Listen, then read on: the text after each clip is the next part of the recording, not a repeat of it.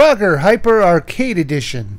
I'm sure some of you out there must be thinking, Hyper Arcade Edition? This isn't Street Fighter. It's a game about a frog jumping across a highway. How hyper can this get? Well, it can get pretty crazy. And that's both the strength and the weakness of this title. When the game focuses on the single player experience, it can be quite fun for a little bit. Now, if you've never played Frogger before, it's broken down into two stages. A highway where you have to avoid cars and trucks, and a river where you hop your way to home. Then rinse and repeat. This is one of those arcade games that just keep recycling the same level over and over again, with only minor changes to the obstacles and speed increases. That doesn't make it bad, but just a bit monotonous. So the creators of this title tried to expand the game a little, while keeping the feel of it alive, and I would say overall they succeeded. There are 6 games to play, with a randomizer and a challenge mode as well, so I'm going to very briefly go over them all. Of course there's the original game. Like I said before, you maneuver your frog through traffic and across a river to your final goal of the home. In case you've forgotten the last minute that I mentioned it. There's also an offshoot called Lady Frog Rescue, where you have to collect lady frogs, hence the name, and bring them home for points. This one can get dull very quick. However, the same could be said for the original game, but that's the problem with a game with only one screen.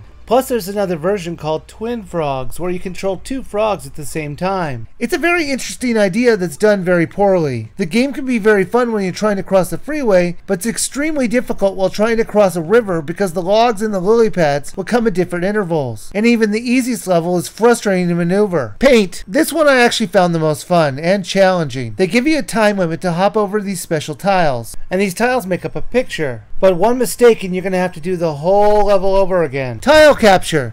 This one is the same vein as Paint, but instead it's a multiplayer game. However, this time they have you hop over and flip over tiles to make it your color. Then it will be your opponent's job to flip them over to their color. And you keep doing this until the time runs out. But the worst of the bunch has to be this Battle Royale, where they have you and 3 other players collecting power-ups and killing other players. The one who lasts the longest will be the winner. It ends up being a chaotic mess, which is barely playable. You'll often lose track of your frog, and most of the skill involved will come down to pure luck, as it'll basically be who gets the power-up first. One of the selling points of this title is the fact that you can change the skins to the game, to different characters and backgrounds. You can change it to the graphics of the 8-bit era, an updated graphical look, Contra characters, or Castlevania characters. They were okay add-ons, but they really did nothing to change my enjoyment I had for the game. Frogger Hyper Arcade Edition was a nice update to the classic arcade game. This would be a great 500 Wii point addition to your classic collection. Unfortunately, it's not 500 Wii points, it's 700, and in some places 1,000. I know some of you out there might be saying, oh come on, it's only $2 more. But I have to say it's not worth those extra $2. At 500 Wii points, I would say it's barely worth the money due to its limited replayability, due to the repetitiveness of the title itself. So unless you're a die-hard Frogger fan, you should probably skip this game at its current price.